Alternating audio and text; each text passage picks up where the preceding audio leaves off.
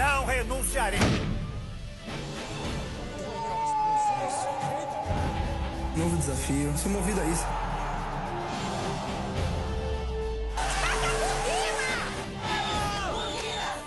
And I have no doubt about it. E jogando muito. La La Land. 100º policial militar morto. Vagabundo é você.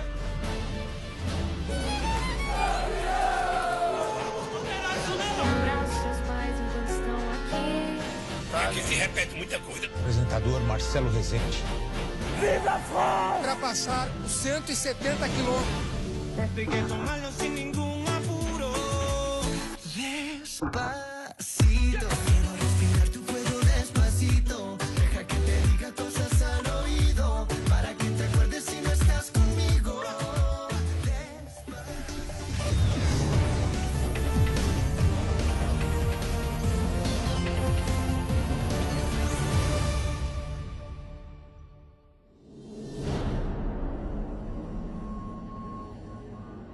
Boa noite. 2017. Um ano muito além da ficção. As histórias que nós vamos rever a partir de agora poderiam fazer parte de um grande roteiro de Hollywood. Mas são fatos reais e surpreenderam, indignaram e emocionaram o Brasil e o mundo. Em janeiro, a disputa pelo controle das cadeias e por rotas de tráfico entre facções rivais acaba numa tragédia sangrenta sem precedentes. A guerra nos presídios. Isso é só o começo, viu? Tiros. Bombas. Desespero.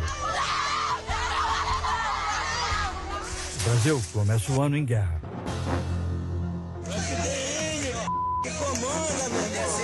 A disputa pelo controle das cadeias e por rotas no tráfico de drogas coloca PCC e Comando Vermelho, as duas principais facções criminosas do Brasil, em lados opostos de uma batalha sangrenta.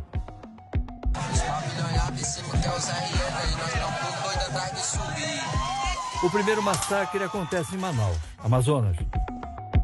Logo nas primeiras horas do ano, detentos ligados à facção Família do Norte, aliada à quadrilha do Rio de Janeiro, tomam o presídio e realizam uma carnificina contra presos do Grupo Paulista.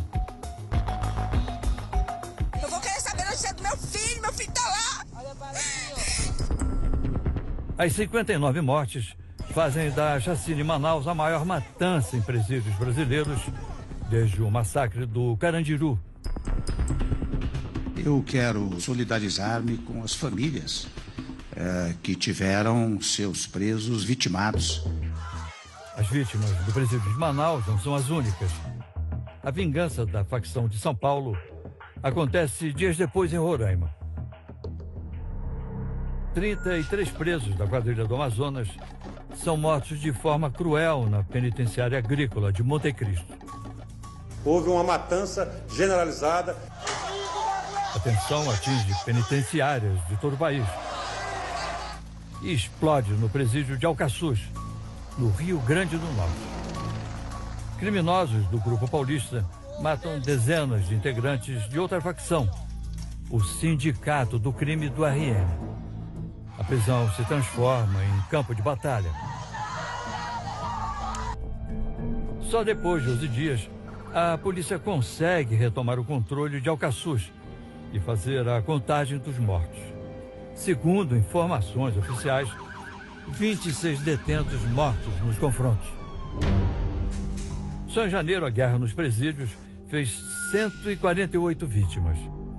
Nenhuma das facções se declara vencedora dos conflitos. Mas não é difícil descobrir os perdedores. Nós, os brasileiros. Todos os brasileiros.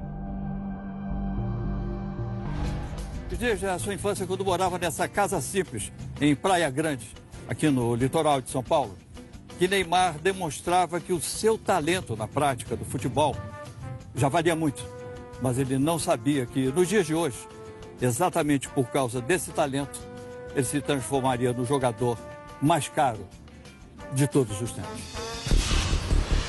O mais caro do mundo. Habilidoso, inteligente, fazedor de gols. Neymar é o craque dos sonhos de torcedores do mundo inteiro. Mas o valor pago pelo atacante no meio deste ano é um devaneio. 822 milhões de reais. A transferência do Barcelona para o Paris Saint-Germain, na França, transforma Neymar no jogador mais caro da história do futebol. As boas-vindas à Cidade de Luz vem em um dos monumentos mais famosos do mundo, a Torre Eiffel. A apresentação é de gala, com direito à transmissão ao vivo e arquibancadas da final.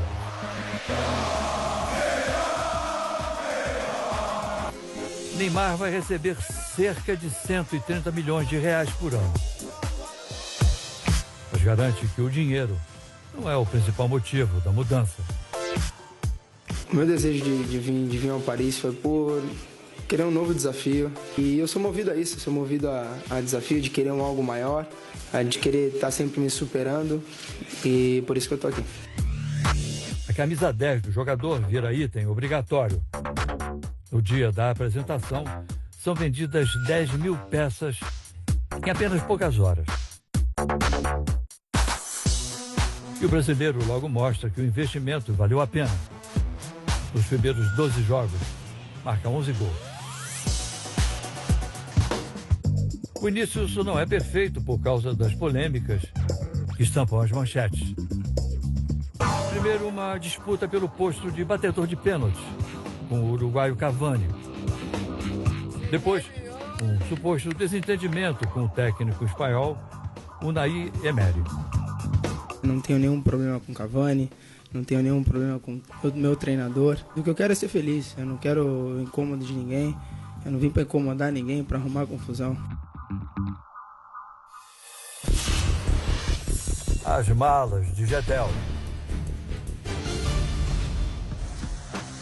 51 milhões de reais. Em dinheiro vivo. A imagem das malas e caixas cheias de dinheiro não vai sair tão cedo da cabeça dos brasileiros. As notas são encontradas em um bairro nobre de Salvador, em um apartamento que está sob os cuidados do ex-ministro Gedel Vieira Lima, do PMDB. De fato, as suspeitas são grandes, né? E ficam ainda maiores quando a perícia encontra digitais de Gedel em parte das notas. Ele tem a prisão preventiva decretada pela segunda vez no ano. Na primeira, em julho, o político baiano chega a chorar na audiência e que pede para deixar o presídio e cumprir prisão domiciliar. Imenso constrangimento que estou vivendo do ponto de vista pessoal, moral e em relação à memória de meu pai. E para piorar a situação de Gedel, a perícia encontra digitais de mais 2 pessoas no dinheiro apreendido. O advogado Gustavo Ferraz, homem de confiança do ex-ministro, e Job Ribeiro Brandão, assessor do deputado Lúcio Vieira Lima, irmão de Gedel. Os dois também são presos e um deles decide falar. Job Ribeiro revela em depoimento que uma de suas funções era contabilizar pacotes de dinheiro para a família Vieira Lima. Em dezembro, Gedel, Lúcio e a mãe deles, Marluce Vieira Lima, são denunciados pela procuradora Raquel Dodge, sob a acusação de associação criminosa e lavagem de dinheiro. O assédio de José Maia. De um lado, um dos atores mais conhecidos da TV brasileira. Do outro, uma figurinista. Personagem de um espinhoso roteiro da vida real. Em uma carta aberta na internet, a figurinista Sultonani conta sofrer investidas do ator. A atriz está em defesa de Sultonani. A frase "mexeu com uma, mexeu com todas" toma as redes sociais. José Maier assume o erro em um comunicado e pede desculpas. Ainda assim, ele é afastado das novelas por tempo indeterminado. Hollywood também é atingida por uma avalanche de denúncias de assédio. Kevin Spacey, ganhador de 2 Oscars, é o principal personagem das acusações. Vários homens dizem ter sido assediados pelo ator de 58 anos. Em um post, o ator pede desculpas. Se internar em uma clínica para tratar a compulsão sexual. Inspiradas pelas denúncias, mulheres ligadas à indústria do cinema também revelam histórias de assédio. Atores, diretores, roteiristas e produtores são acusados de molestar e exigir favores sexuais para garantir a participação das mulheres nas produções de Hollywood. Na lista das vítimas, atrizes renomadas como Angelina Jolie, Julianne Moore, Ashley Judd e Gwyneth Paltrow. Imagens do ano. Festa de entrega do Oscar, o prêmio mais importante do cinema. Na hora da revelação de quem levaria a estatueta de melhor filme do ano, uma gafe histórica. Os atores Warren Beatty e Faye Dunaway abrem o envelope com o suposto vencedor. La La Land. A equipe do filme se abraça e sobe ao palco. Um dos produtores percebe que há algo de errado. There's a mistake. O envelope havia sido trocado pelos autores que fiscalizavam a entrega dos prêmios. O verdadeiro vencedor era Moonlight. A internet vai à loucura e o fato vira um dos mais comentados do ano. Foi ridículo aquilo. Eu ri bastante. E não tem cabimento, né? La La Land. Eu sou ladrão e vacilão. A frase, tatuada na testa de um jovem, se torna uma das imagens mais comentadas do ano. A tatuagem nova do garoto aí, ó. Que é? Ladrão. Eu o quê? Sou ladrão. E vacilão. O tatuador Maicon dos Reis e o pedreiro Romildo Araújo surpreendem um garoto de 17 anos tentando roubar uma bicicleta e decidem fazer justiça ali mesmo. O que você estava fazendo aqui? Roubando. Roubando, certo. Roubando o quê? Trabalhador? Uma bicicleta. É. Os dois justiceiros acabam presos. O menino é internado numa clínica de desintoxicação e ganha um tratamento para apagar as marcas na testa. No dia 18 de maio vem a pública notícia que estremece o país. O empresário Joesley Batista grava escondido uma conversa que tem com o presidente Michel Temer. O desenrolar desse fato não sai das manchetes dos jornais. Por um lado, uma delação sob suspeita. Por outro, pela primeira vez na história, um presidente é denunciado 2 vezes por obstrução à justiça e formação de quadrilha. As denúncias contra Temer. Tem que manter isso. Tem que manter isso, viu? A frase do presidente Michel Temer é registrada com um gravador escondido pelo empresário Joesley Batista, no Palácio do Jaburu. Segundo Joesley, é um aval do presidente para manter o silêncio do ex-deputado Eduardo Cunha. Eu ouvi do presidente claramente ele dizendo que era importante manter isso. Com a gravação em mãos, Joesley fecha um acordo de delação premiada com o Ministério Público. O empresário também ajuda a armar um flagrante contra o deputado Rodrigo Rocha Loures. Numa pizzaria de São Paulo, o assessor de Temer recebe uma mala com R$500 mil de um funcionário da JBS. Aqui, o deputado do PMDB recebeu a primeira parcela de um negócio de R$480 milhões. Diante das denúncias de corrupção, Temer resolve falar. O clima de apreensão toma conta do país. Em nenhum momento autorizei que pagassem a quem quer que seja para ficar calado. Não comprei o silêncio de ninguém. Não renunciarei. Repito, não renunciarei. Sei o que fiz e sei da correção dos meus atos. O Supremo autoriza a abertura de inquérito. O procurador Rodrigo Janot apresenta denúncia contra Temer e a Câmara dos Deputados se transforma no ringue. Temer sai vitorioso no primeiro round e o processo é adiado. Mas Janot abre uma nova denúncia contra o presidente. Desta vez, baseando-se na delação do doleiro Lúcio Funaro. O esquema teria permitido ao grupo receber em propinas mais de 587 milhões de reais. O Ministério Público divulga que Marcelo Miller, assessor de Janot, teria sido cooptado pelos irmãos Batista enquanto ainda era procurador. A notícia enfraquece a segunda denúncia de Janot, que acaba barrada na Câmara mais uma vez. Surramos mais uma vez essa oposição que não consegue nenhuma ganhar. A popularidade de Temer afunda. Apenas 3% da população aprova o governo. No fim do ano, com a melhora da economia, a aprovação a Temer sobe para 6%, segundo o Ibope. A projeção de crescimento do governo para o ano que vem é de 2,6%. Segundo o IBGE, o desemprego vem caindo, mas ainda é um dos mais altos da história. O Brasil na Copa.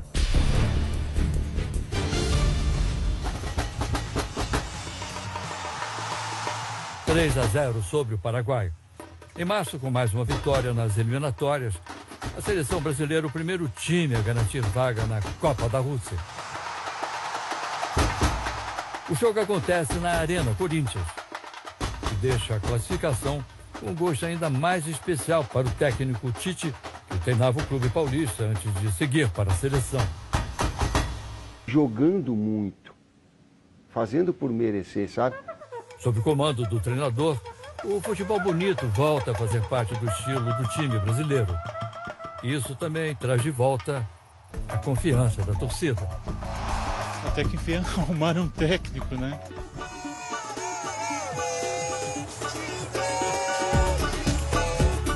E pensar que ele está no cargo há apenas 1 ano e meio. Estou ainda me respirando como técnico de seleção.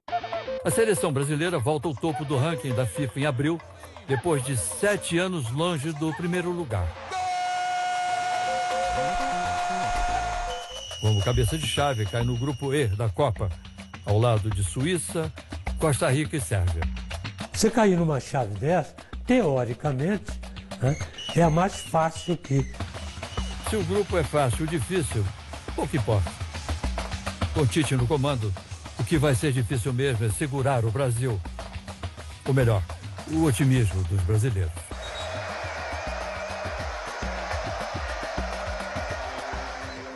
Em outubro deste ano, um luxuoso quarto de hotel como esse foi o ponto de partida para uma tragédia. Com pistolas e fuzis na bagagem, um hóspede de 64 anos atirou contra a multidão e realizou o maior ataque a tiros da história dos Estados Unidos. O atirador de Las Vegas.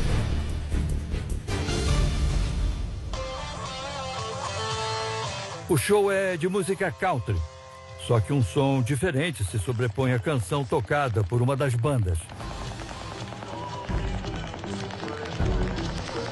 Durante o festival em Las Vegas, o barulho parece de fogos de artifício. Mas, na verdade, são tiros.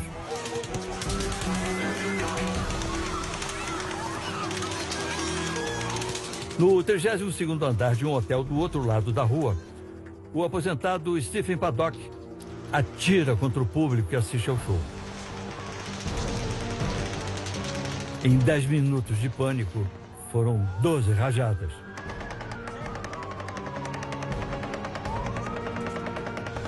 (59 pessoas morrem. Mais de 500 ficam feridas.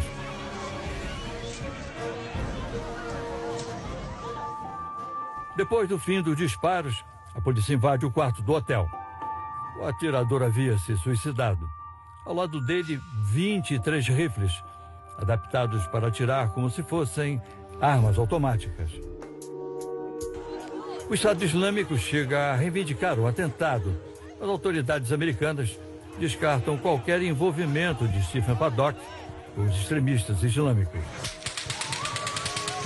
Mas aí vem a pergunta: por que então um aposentado de 64 anos teria atirado contra tanta gente? A polícia não encontra a resposta. Para o presidente Donald Trump, trata-se, na verdade, de uma pessoa doente. O atentado, no início de outubro, é o maior ataque a tiros da história dos Estados Unidos. Os casos de maior repercussão reacendem a discussão sobre o acesso a armas nos Estados Unidos, o que é garantido pela Constituição. Hit do ano.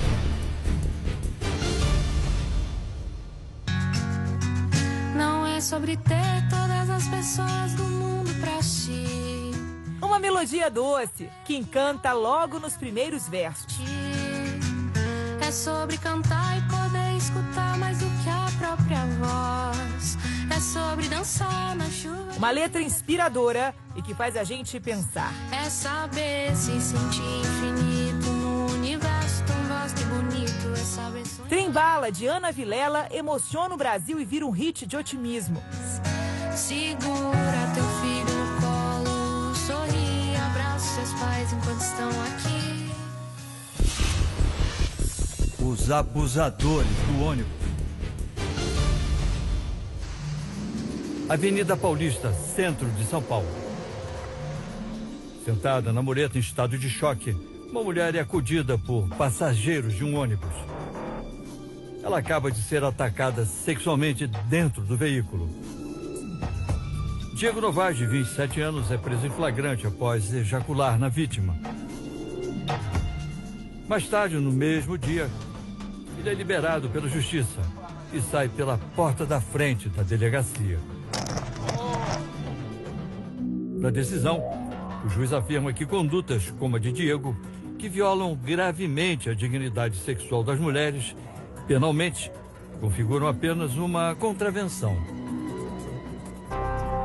O que Diego fez não pode ser considerado estupro, mas sim importunação ofensiva ao pudor.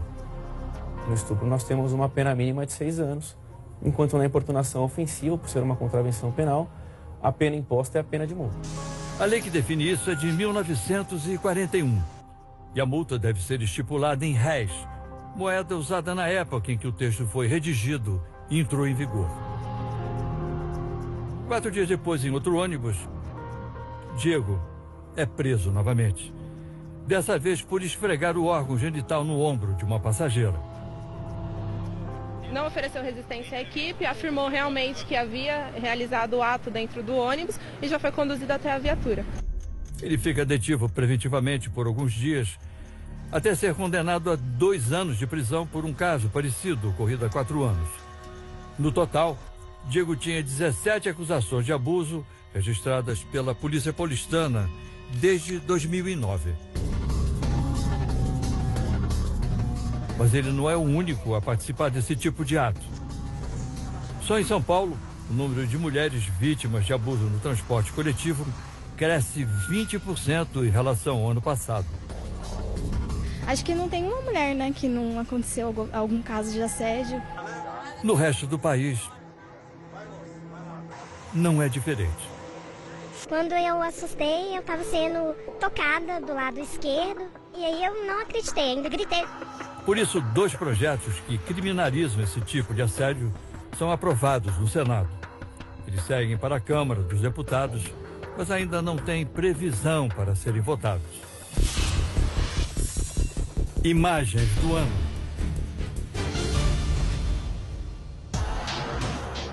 Flagrante de acidente em Taizhou, na China. Um carro derrapa na estrada e vai parar em cima do telhado de uma casa. O motorista perdeu o controle porque pisou, por engano, no acelerador. Ninguém ficou ferido. Enquanto o peão compete, um outro touro invade a arena e vai em direção ao fotógrafo. Mas, de repente, um clarão. e o animal desvia. A cena aconteceu em Porangaba, interior de São Paulo. E a imagem registrada na hora do Flecha Salvador foi esta. Só dá para ver a orelha do touro. Acho que foi Deus, né, que apareceu na hora ali, saltou de flecha. Durante os temporais de janeiro, um raio toma conta do céu de Porto Alegre. O fenômeno é perigoso. No litoral de São Paulo, Thaline Campos é atingida por uma descarga elétrica. Ela fica um mês no hospital e depois é liberada para continuar a recuperação em casa.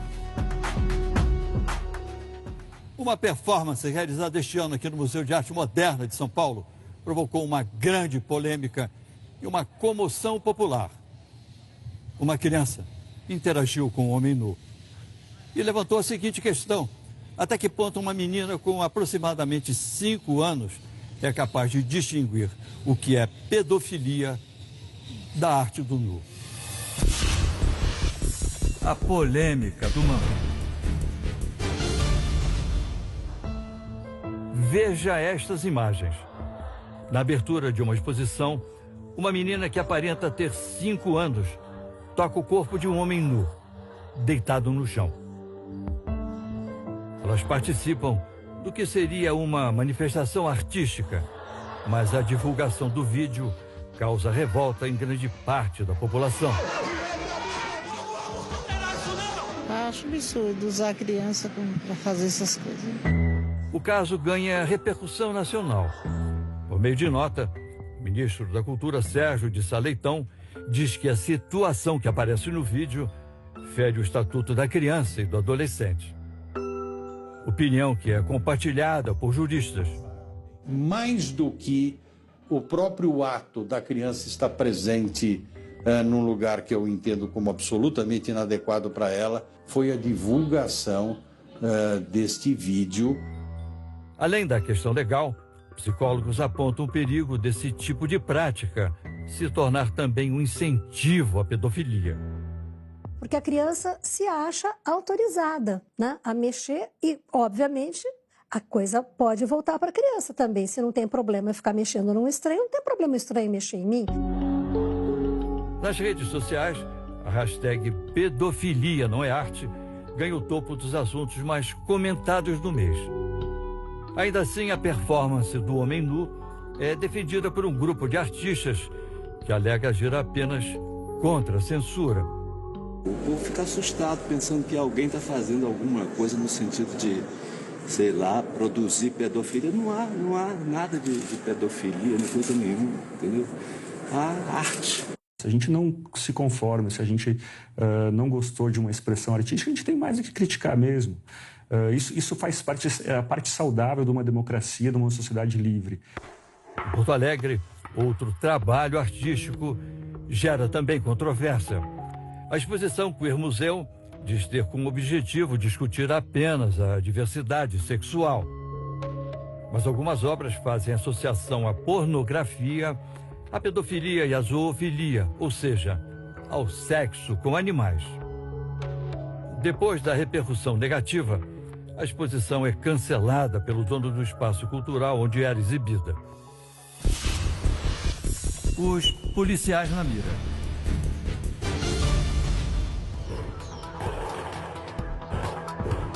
Os moradores do Rio de Janeiro começam o ano assim. Os 2 primeiros dias de janeiro, 4 policiais mortos. Não acontece isso nem em guerra, nem no mundo inteiro aí, qualquer país, não acontece isso, só no Rio de Janeiro. Olha isso, mataram o cara, ó. Apenas um prenúncio do que estava por vir no restante do ano. 37 policiais militares foram mortos no Rio de Janeiro. São mais de 60 agentes de segurança mortos, já são 90 policiais militares mortos no estado. Fábio, de 37 anos, foi o 100º policial militar morto. Cada vez que um policial morre no Rio, essa vaga não é reposta. São mais de 120 agentes mortos em 2017. Com menos policiais nas ruas, os índices de violência disparam. A gente sai de casa, não sabe se volta, fica nesse estado de nervo. A situação piora quando os criminosos entram em guerra na favela da Rocinha. O traficante Ney, preso em uma penitenciária federal, disputa o controle do tráfico de drogas com um antigo aliado, Rogério 157. São 5 horas de tiroteio. Eu moro aqui muitos anos, criei filho, nunca vi isso como ontem, nunca vi na minha vida. Mais de 1.000 soldados do Exército chegam à cidade para tentar conter as batalhas da favela. Homem mais procurado do Rio, Rogério 157, acaba preso. Para a alegria dos policiais, que não perdem a chance de uma selfie. Já a população segue refém da violência. O Médio Rio registra uma ração e 15 tiroteios por dia. O maior medo nesse momento? Tiro, bala perdida na gente, será achada. Dezenas de pessoas morrem atingidas por balas perdidas. Pelo menos 10 vítimas são crianças. Não é uma tragédia urbana normal, isso é uma tragédia de guerra. Mostra toda a falta de planejamento e de políticas de segurança pública que o Rio vem passando já há muitos anos. Em 2017, o Rio de Janeiro sentiu na pele as consequências dos desvios cometidos pela quadrilha chefiada por Sérgio Cabral. Durante anos, ocupou o Palácio Guanabara. O Estado está falido, mas ainda tem dinheiro para tratar bem o ex-governador, que está preso com alguns membros do seu governo, aqui nesse presídio especial de Benfica. O quadrilhão do Cabral. Dentro da cadeia, bacalhau, camarão, queijos importados, tudo destinado a um hóspede muito especial. Fora dela, servidores públicos com salários atrasados. Eu estou sem receber. E uma população desamparada. Nas celas de Benfica, onde o ex-governador Sérgio Cabral está preso, são encontrados produtos proibidos para os detentos. Cabral, já condenado a 87 anos de prisão, ainda não consegue viver longe do luxo. Meu aniversário! Normal para quem é acusado de desviar uma quantia astronômica dos cofres do estado do Rio. Em torno de R$1 bilhão. As áreas de atuação criminosa de Cabral eram para lá de diversificadas. É como se para eles governar o estado fosse apenas uma oportunidade de negócio para ganhar dinheiro. Com o fim da festa, vários sócios do ex-governador também ficam na mira da justiça. Em janeiro, o bilionário Ike Batista chega a ser preso por pagar R$52 milhões de propina a Sérgio Cabral. Mais tarde, ele é autorizado pela justiça a responder ao processo em liberdade.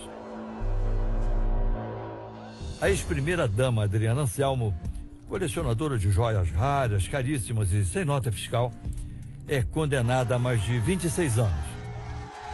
No momento, está em prisão domiciliar no apartamento de 400 metros quadrados. Só que os desmandos no Rio não são apenas obras de Cabral. O atual governador, Luiz Fernando Pezão, é acusado por delatores de receber propinas de construtoras e empresas de transporte. Ele nega as acusações. Os deputados estaduais Jorge Pisciani, Paulo Melo e Edson Albertassi, todos do PMTB, vão para a prisão acusados de corrupção na Assembleia Legislativa. Antônio Garotinho e Rosinha Mateus, outros 2 ex-governadores, também são presos por esquemas fraudulentos para a arrecadação de Caixa 2. Dentro da cadeia, Garotinho diz ter sido agredido, mas as câmeras de segurança mostram que ninguém se aproxima da cela. Depois anuncia greve de fome contra o que chama de injustiças praticadas contra ele. No fim do ano, o Garotinho é solto pelo ministro do STF, Gilmar Mendes. A natureza em fúria. A cidade que some com a chegada da tempestade.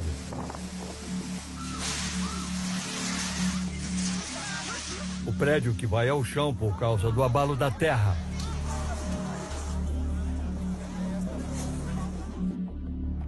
apesar da caçamba de ferro que não resiste à força dos ventos e voa como se fosse de papel.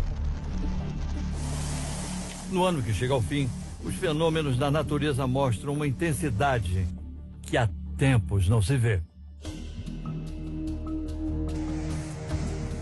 No sul da Ásia, em agosto, o tufão Rato derruba guindastes, tomba carros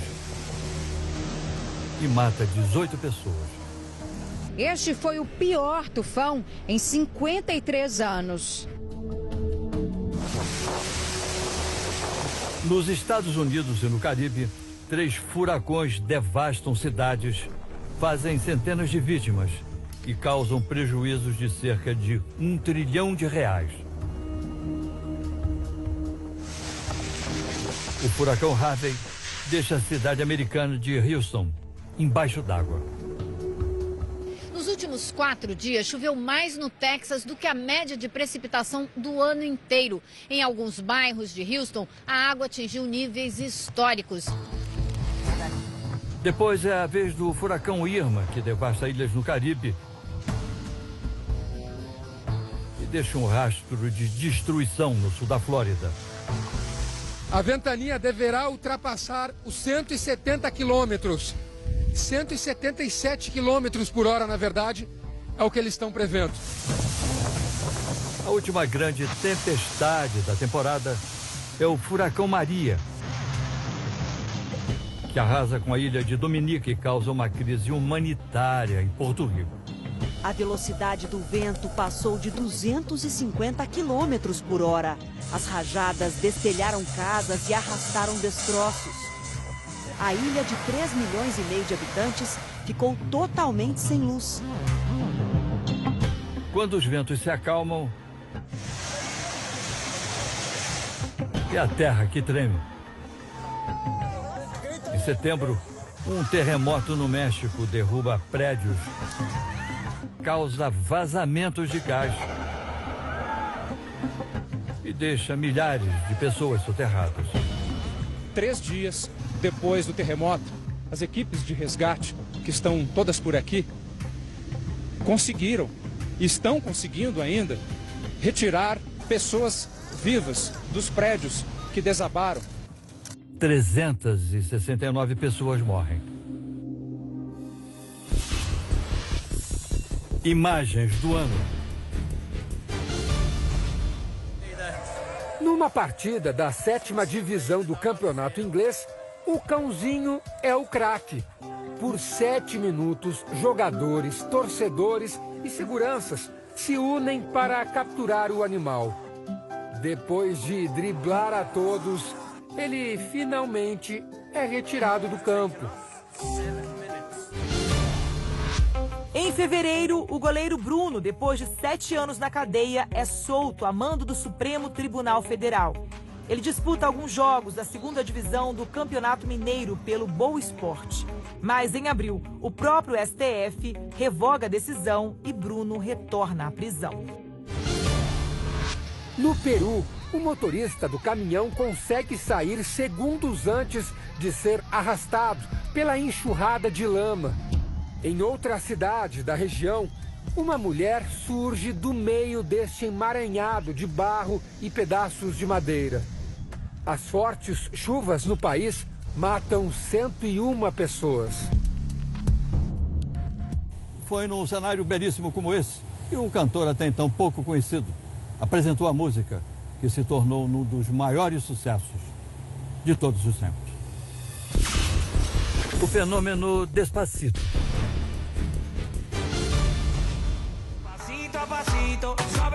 O hino de 2017 no mundo inteiro é do porto-riquenho Luiz Fonsi.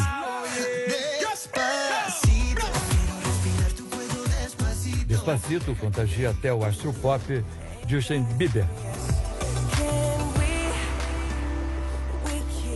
Ele participa da versão que fica no topo das paradas americanas por 16 semanas, um recorde.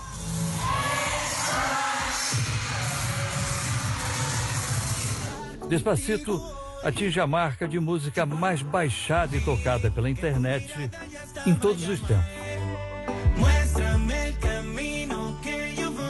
Também é a primeira e, por enquanto, a única a alcançar 4 bilhões de visualizações no site de vídeos mais famoso da internet. Tudo em menos de um ano.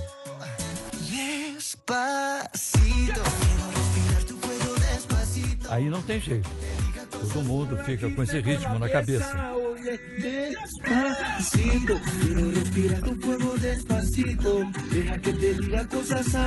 Às vezes só o ritmo mesmo, porque a letra...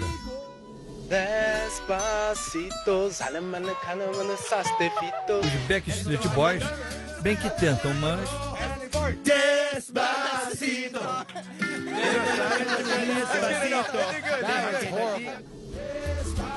Aqui no Brasil, o grupo Molejo simplifica. Passito, passito, falando moleguito, e vem balando como a gente vem bonito. O fácil é fazer uma letra nova e várias paródias invadem a internet. Teus cambitos, em cima é bombado, embaixo é só os cambitos. Despacito, eu tô vendo os quadros do Romero Brito. Despacito é sem dúvida a música de 2017.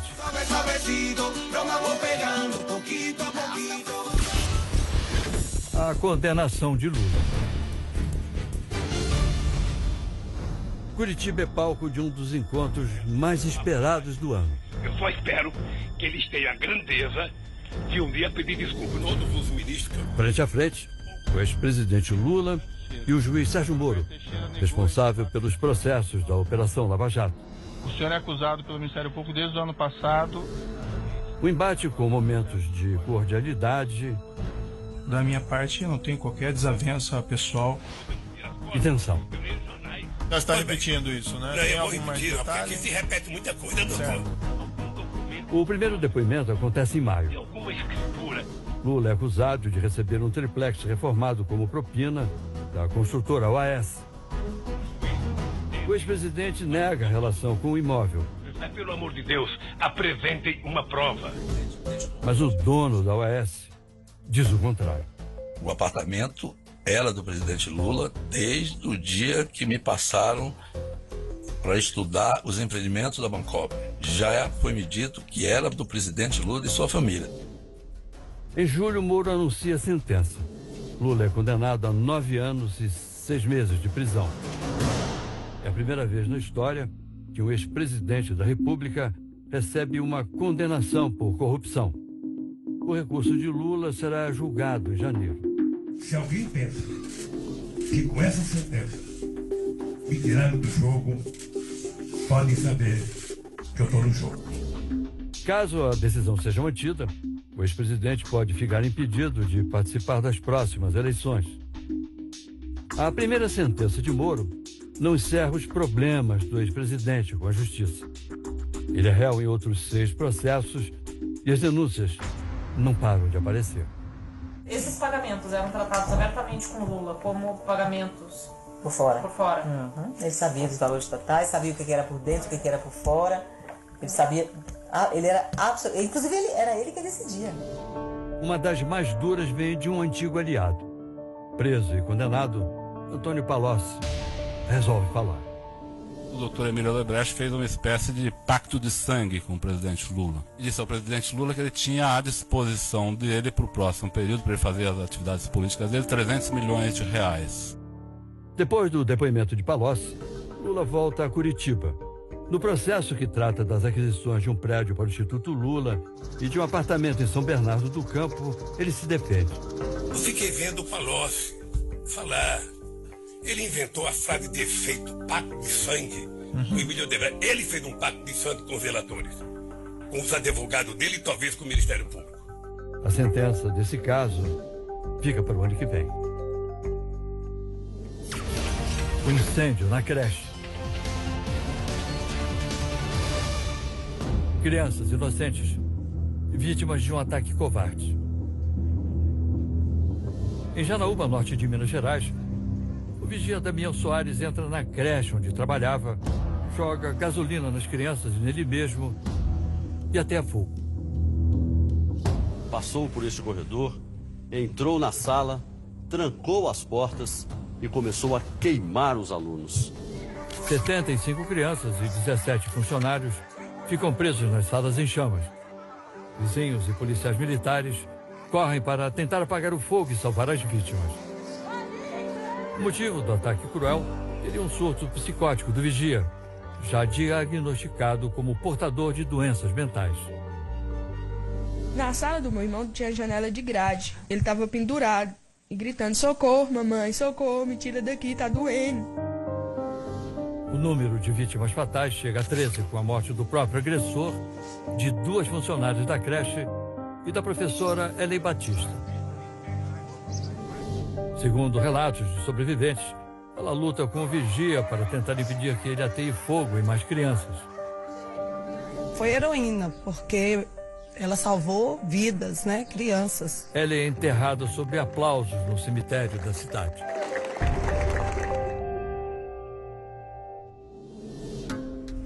No terceiro andar deste prédio, o ministro Teori Zavascki estava prestes a homologar a delação que atingiria o maior número de empresários e políticos do país. 10 dias antes, um acidente de avião matou o ministro e colocou todas as investigações em xeque. A morte do ministro. 19 de janeiro. Uma tarde de chuva forte, o avião cai no mar em Paraty, litoral do Rio de Janeiro. Aí quando ele fez assim, ele aí caiu. E não houve explosão, as hélices estavam funcionando. O piloto era experiente, mas pode ter perdido a orientação devido ao mau tempo.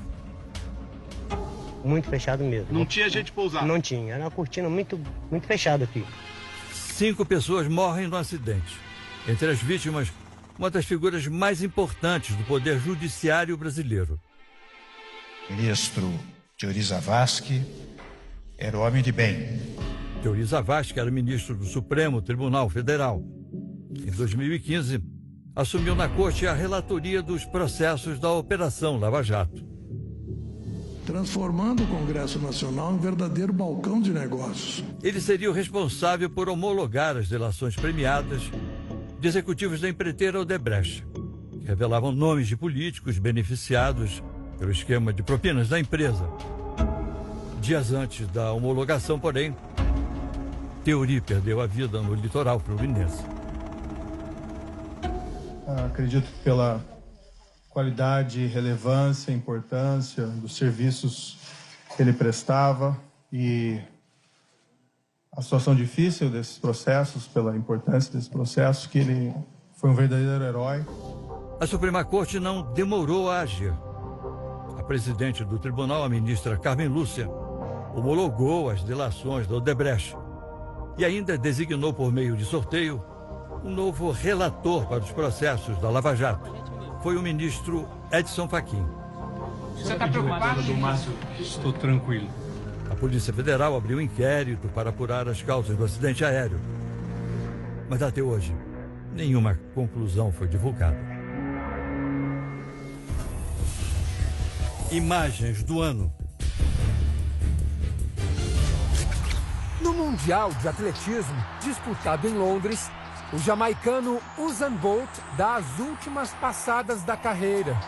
A história dourada do tricampeão olímpico acaba com um bronze na prova mais rápida da modalidade, os 100 metros rasos. Nada que tire o bom humor de um dos melhores atletas da história. Viajar de avião não foi a melhor escolha em 2017. Entre junho e julho, a Polícia Federal suspendeu a emissão de passaportes por falta de verba. Para piorar a situação dos passageiros, a ANAC autorizou as companhias aéreas a cobrarem pelo despacho de bagagens. A nova taxa deixaria as passagens mais baratas. Mas, segundo o IBGE, o preço dos bilhetes subiu quase 20% depois da nova resolução. Um dos assassinos dos pais de Suzane Richthofen já está em liberdade. Em agosto, Christian Cravinhos deixou a penitenciária no interior de São Paulo para cumprir o restante da pena de 38 anos em regime aberto.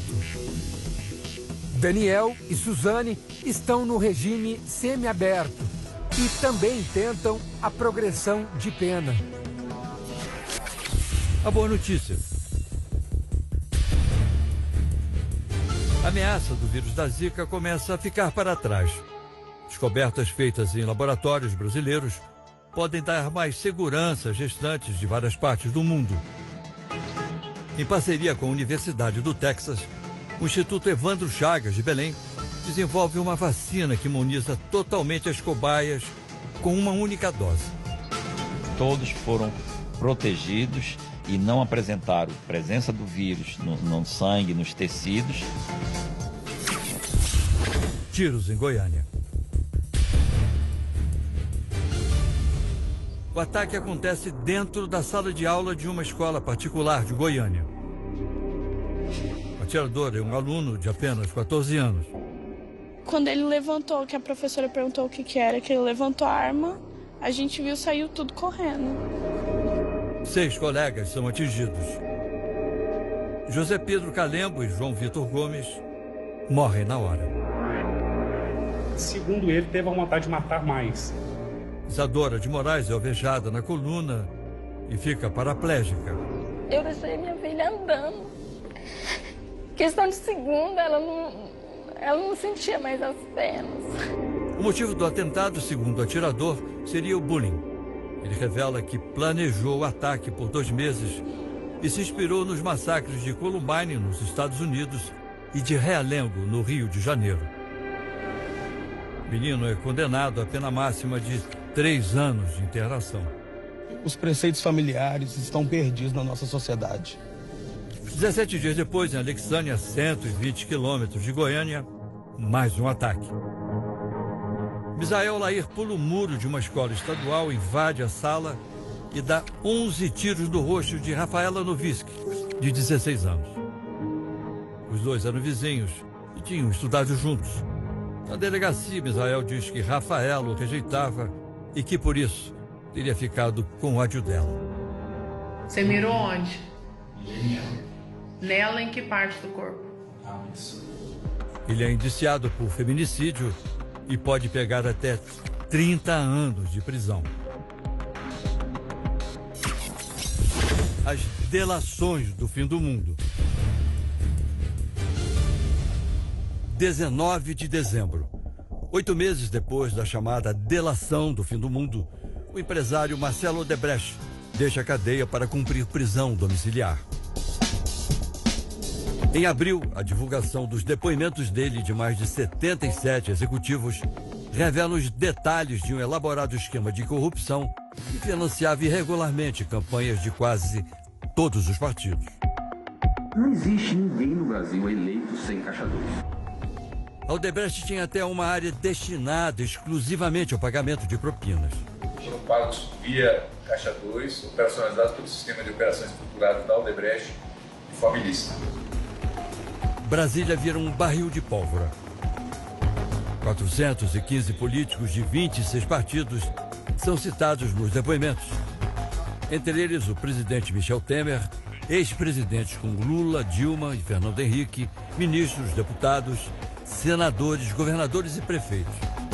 O senador Anísio Oliveira foi uma das pessoas que recebeu dinheiro. O pagamento para Lindbergh Faria de 6 milhões, 3 milhões e meio, com programação e débito à obra de Nova Iguaçu. O vizinho, eu consegui detectar só 4.670. O vizinho ficou meio conhecido como Serra. Os políticos se defendem, mas um mês depois outra bomba cai na capital federal. A delação de Joesley de Batista e outros executivos da JBS também cita diversos políticos. Se combina o ilícito, se combina o ato lá de corrupção com o político. Conversas entre Joesley e o senador Aécio Neves também são monitoradas. Tem que ser um que te mata ele, né? Eu vou. Vários políticos são denunciados. Aécio chega a ser afastado do Senado. Já Joesley e o irmão dele, Wesley, ganham imunidade por causa da delação e deixam o Brasil. Em setembro, a reviravolta.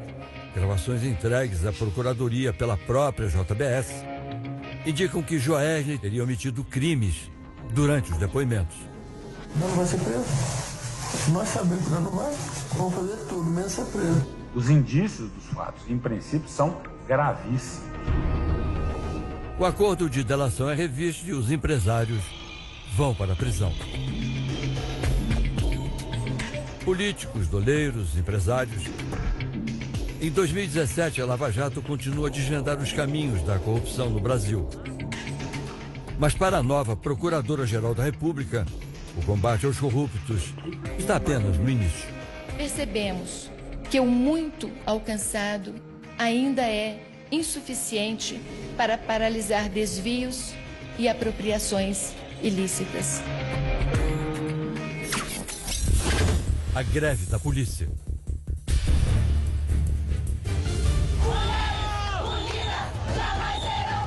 Em fevereiro, a população do Espírito Santo fica refém de uma disputa entre PMs e o governo do estado. Como a Constituição proíbe a greve de qualquer militar, as mulheres dos policiais acampam em frente aos quartéis para impedir soldados e viaturas de saírem às ruas. Maridos não podem fazer manifestações que eles podem ser presos. Então essa foi a última saída. Tem família que tem 3 filhos, paga aluguel e o salário de soldado não dá, tá passando fome, tá passando necessidade. As manifestantes pedem melhores condições de trabalho e reajuste salarial para os agentes. Eu ganho hoje R$2.600, mas com os descontos, tudo não chega a R$2.000. Com os PMs nos quartéis, várias cidades enfrentam um surto de violência.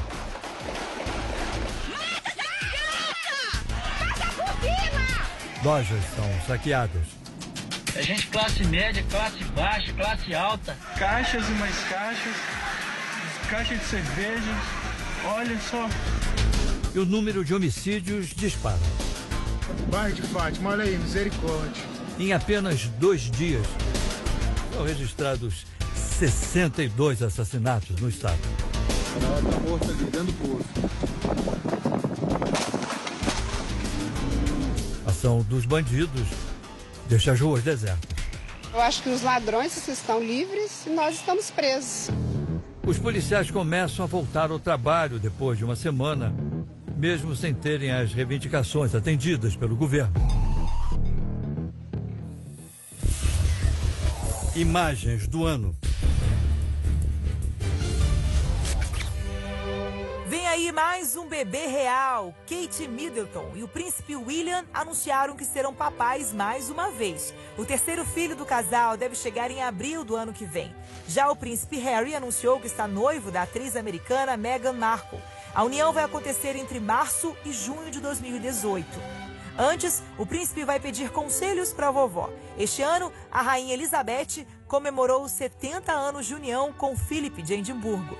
Parabéns ao casal.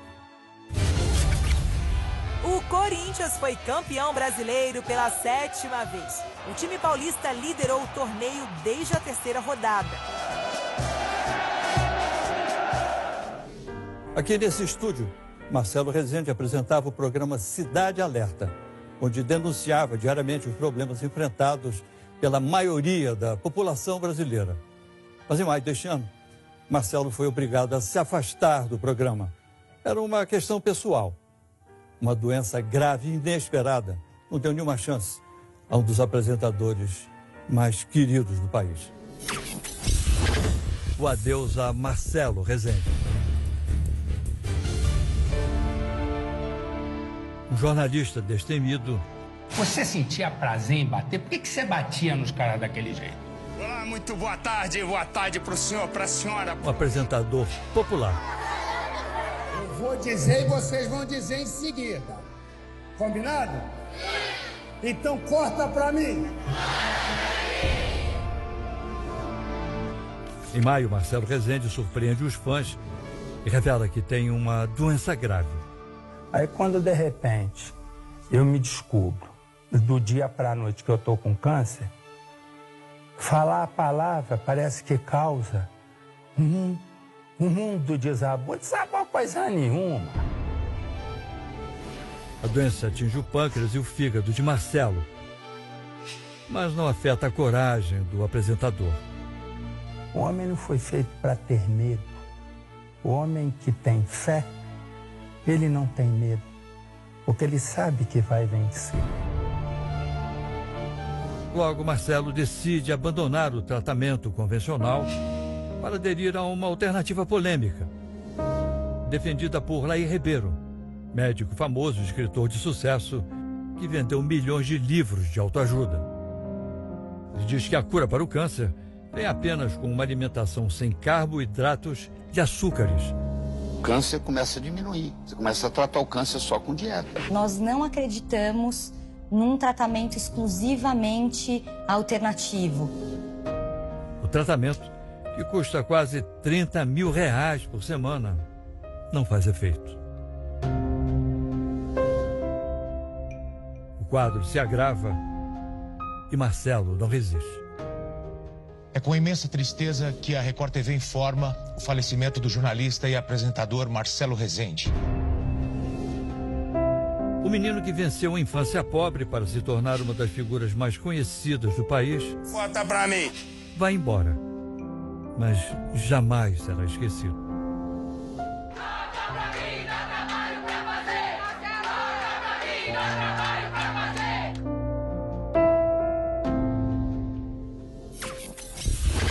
As polêmicas de Dória.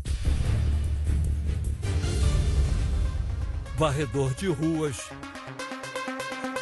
mestre de obras, jardineiro, pintor. Para uns, Dória vira João Trabalhador. Para outros, o prefeito ganha áreas de populista. A velocidade nas marginais sobe. As privatizações são aceleradas. Com a popularidade em alta, Dória declara guerra aos pichadores. O pichador foi pego pichando, vai pagar R$5 mil de multa, 10 mil se for reincidente. Mas a administração acaba apagando desenhos de grafiteiros. Depois, Dória anuncia o fim da Cracolândia.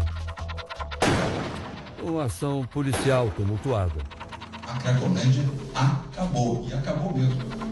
Só que os usuários não acabam. Eles se espalham. A Guarda Municipal já mapeou 22 pontos da cidade onde há concentração de dependentes de drogas. Meses depois, o prefeito anuncia a chamada farinata nas creches, feita a partir de alimentos próximos à data de validade. Aqui você tem alimentos que estariam sendo jogados no lixo. Nutricionistas questionam a qualidade da farinata, que ganha o apelido de ração humana nas redes sociais. No fim do ano, o prefeito perde força na corrida presidencial. A crise na Venezuela.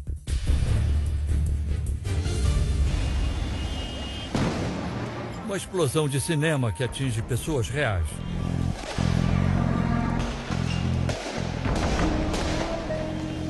Em abril, a disputa entre o presidente Nicolás Maduro e a oposição transforma a Venezuela em uma zona de guerra.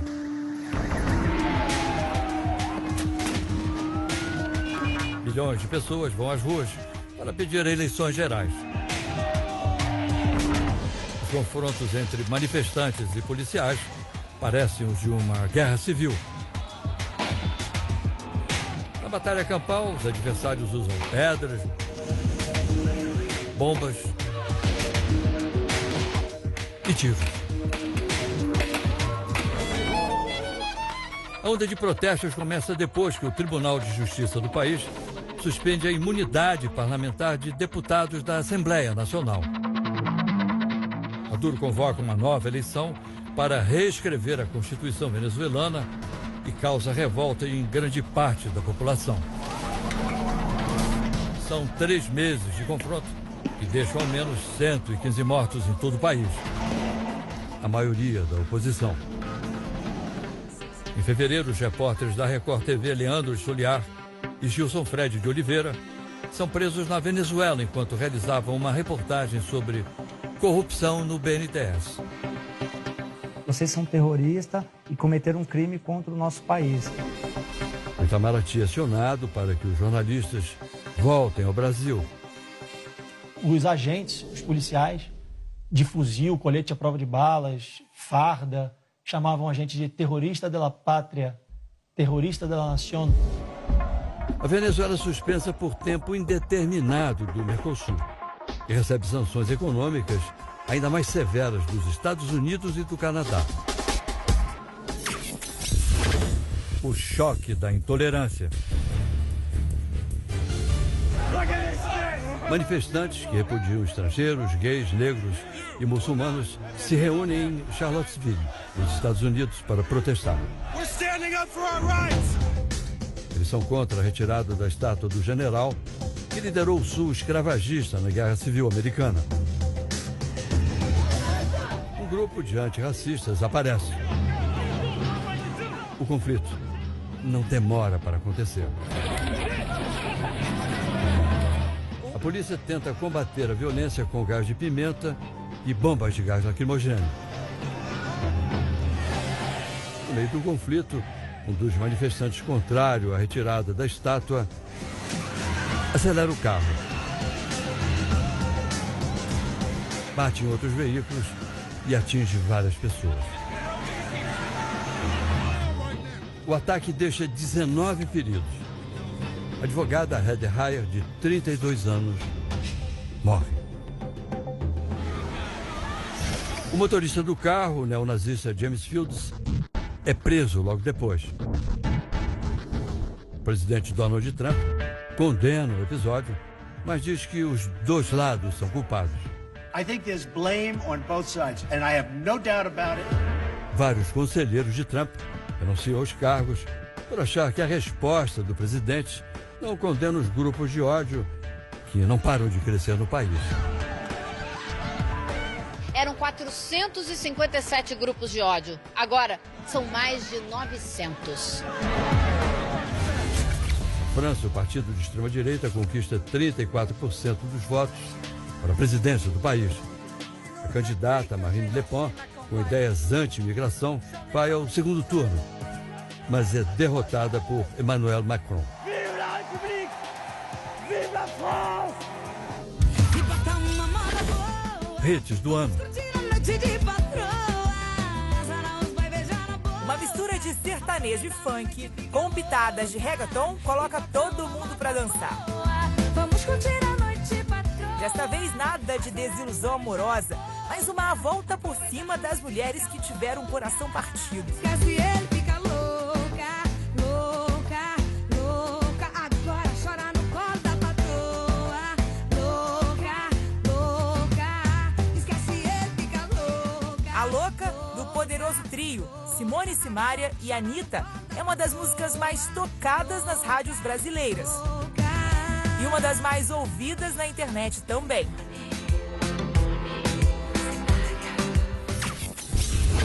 A chacina no campo. Meu tio com 2, 3 tiros na cara, minha tia toda furada pelas costas. 2 chacinas em menos de um mês, separadas por pouco mais de 1.000 quilômetros de distância. Só achando os corpos deles, né? Um degolado e o outro com tiro. A primeira acontece em abril em Colniza. 4 homens encapuzados matam 9 trabalhadores rurais no assentamento de Taquaraçu do Norte. Um mês depois, em Pau d'Arco, 10 pequenos agricultores acampados em uma fazenda são executados a sangue frio. Estava todo reunido no pasto e eles não reagiram em momentos algum. Os policiais que estavam na fazenda para cumprir mandados de prisão alegam um confronto com os poceiros para justificar essas mortes. Os policiais foram recebidos a tiro pelos invasores, por esse grupo armado, na verdade. Não é o que mostra o relatório da perícia da Polícia Federal. Nós não encontramos nenhum elemento taxativo objetivo que permite afirmar que as vítimas reagiram. A justiça aceita a denúncia contra 17 dos 29 policiais que participaram da operação. 15 deles têm a prisão preventiva decretada. Imagens do ano. Boa notícia para as mulheres na Arábia Saudita. Uma lei aprovada este ano dá a elas o direito de dirigir no ano que vem. Em 2015, elas puderam votar pela primeira vez. E este ano, conseguiram o direito de frequentar estádios de futebol. Dia Mundial do Skate. Um evento toma uma rua no centro de São Paulo. Desavisado, um carro preto acerta um dos participantes. Skatistas se revoltam e começam a perseguir o veículo, que sai em disparada. Ele acerta mais skatistas. 2 pessoas ficam feridas. O dono do carro disse que se assustou com a perseguição e responde em liberdade pelo crime. No próximo bloco. No Brasil, o ano do governo é de aposta nas reformas. A trabalhista passa, mas a da Previdência ainda não. Eu não devo 1 centavo para a Previdência, como ele defende como empresário caloteiro. Portanto, eu gostaria de propor... Vagabundo é você! Vagabundo é você! No mundo, mais um ano de terrorismo. Ninguém consegue parar os ataques do Estado Islâmico. E ainda, Estados Unidos e Coreia do Norte levam o mundo à beira de um ataque de nervo. O ditador norte-coreano chamou Trump de mentalmente perigoso. Trump ameaçou. Não teremos outra escolha a não ser destruir totalmente a Coreia do Norte. A seguir,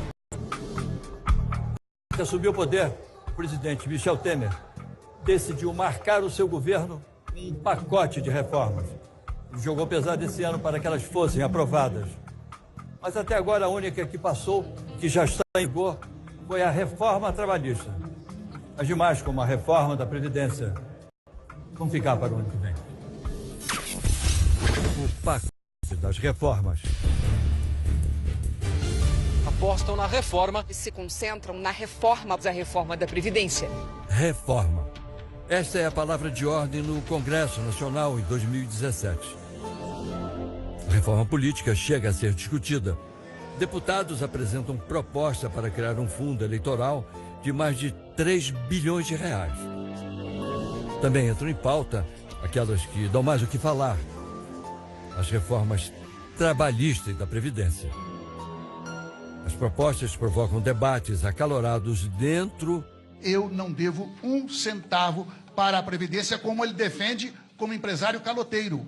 Portanto, eu gostaria de propor... Vagabundo é você! Vagabundo é você! E fora do Congresso. O projeto que altera as leis trabalhistas é aprovado e entra em vigor em novembro. A reforma da Previdência vem na sequência, mas as denúncias contra Temer adiam a votação algumas vezes. A reforma da Previdência vai aguardar mais alguns dias para que possa ser votada. A reforma deve ser votada em fevereiro de 2018. Para o governo, uma forma de acertar as contas públicas e acabar com o privilégio. Já a oposição sustenta que os trabalhadores perderão direitos. Todas elas são para o andar de baixo. Não vem nenhuma proposta que seja para chamar o andar de cima a cumprir com algum sacrifício para sair da crise. Fazer uma reforma da Previdência para que todos tenham segurança de que vão se aposentar e receber a aposentadoria. Isso é que é relevante. O terror do Estado Islâmico. Todos os meses do ano. Se feriu no tumulto. Atacou 2 policiais. Ataques terroristas. O Estado Islâmico aterroriza o mundo com ataques em vários países. O primeiro acontece nas primeiras horas do ano na Turquia. Um atirador invade uma boate, mata 39 pessoas e fere 70. Na Europa, o grupo ainda promove atentados na França, Bélgica, Rússia, Finlândia e Suécia. Na Espanha e Barcelona, ocorre um dos mais chocantes. Uma van acelera e invade o calçadão de Las Ramblas, um dos locais mais visitados da cidade. 150 pessoas são atingidas. 16 delas não resistem aos ferimentos e morrem. Atropelamentos também tiram a vida de inocentes em Londres, na ponte de Westminster e na London Bridge. Mas o pior ataque na Inglaterra acontece em Manchester. No final do show da cantora Ariana Grande, um homem-bomba explode dentro da arena e mata 22 pessoas, entre elas uma menina de apenas 8 anos. Hits do ano. Em maio, a Anitta lança Paradinha, o primeiro trabalho em espanhol da cantora, uma aposta para a carreira internacional. Gravado em Nova York, já tem mais de 212 milhões de visualizações. Os naufrágios no Brasil. Em menos de 48 horas, 2 naufrágios matam 41 pessoas no Brasil. O primeiro acidente acontece no dia 22 de agosto no Rio Xingu, no Pará. O barco Capitão Ribeiro fazia um transporte clandestino de 52 passageiros entre Santarém e Vitória do Xingu. Durante a madrugada, atingida por uma forte chuva, a embarcação vira. Um tufão de vento muito grande que não deu para a gente controlar. 23 pessoas morrem. Quando recebe uma notícia dessa, a pessoa fica muito aperreada, né? Se não soubesse controlar, é capaz de entrar em desespero. Menos de 2 dias depois, na Bahia, um barco que fazia a travessia entre a ilha de Taparica e Salvador também tomba logo depois de sair do porto. O resgate para as 133 pessoas a bordo demora. É um nervosismo muito grande e nós ficamos quase 2 horas a esperar um socorro que foi complicado. 19 passageiros não conseguem sobreviver. Não pode ficar impune de jeito nenhum e tem que mudar as condições de travessia. Imagens do ano. A Record TV coleciona mais 5 prêmios de jornalismo. A reportagem As Casas da Escravidão levou o prêmio do Ministério Público Federal do Trabalho. Na mesma disputa, a reportagem Rota da Castanha, Exploração Sem Limite, foi eleita como a imagem do ano. O documentário O Inferno de Lidiane recebeu a menção honrosa no prêmio Vladimir Herzog. Hoje tem que trocar meu corpo, né? De comida. O grande prêmio da Polícia Federal foi para a reportagem A Fronteira do Medo. Não há praticamente nenhuma iluminação. E o documentário Piaçaba, Exploração no Coração da Amazônia, venceu o prêmio Direitos Humanos de Jornalismo. Todas as reportagens foram exibidas no Câmera Record.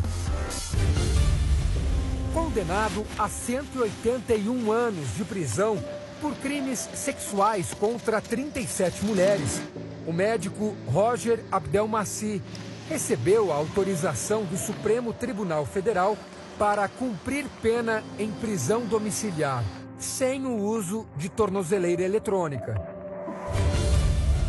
Em 2017, o Grêmio conquista a Taça Libertadores pela 3ª vez na história.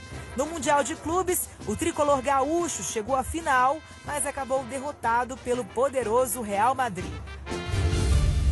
Depois da dengue, da chikungunya e da zika, foi a vez da febre amarela assustar os brasileiros de novo. No primeiro semestre, foram registrados 777 casos da doença no país, com 261 mortes. Em 2017, Estados Unidos e Coreia do Norte levaram o mundo à beira de um ataque de nervos. No centro da discussão, dois presidentes com o poder nuclear nas mãos. Um conflito que, pelo menos até agora, só ficou numa guerra de palavras. Estados Unidos versus Coreia do Norte. Um lado lança mísseis,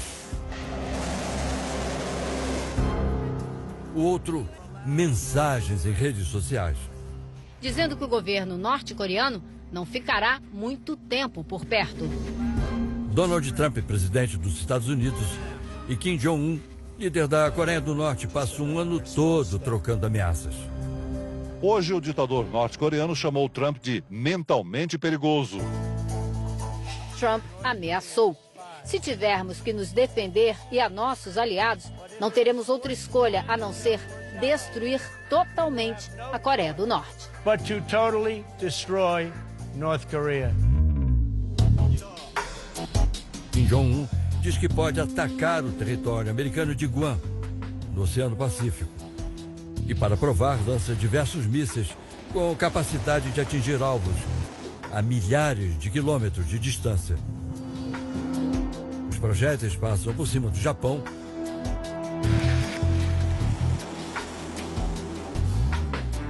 e deixam a população alarmada.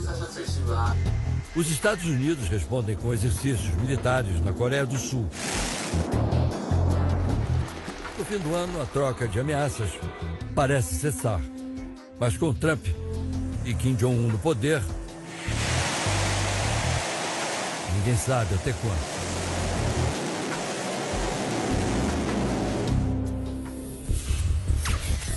Imagens do ano.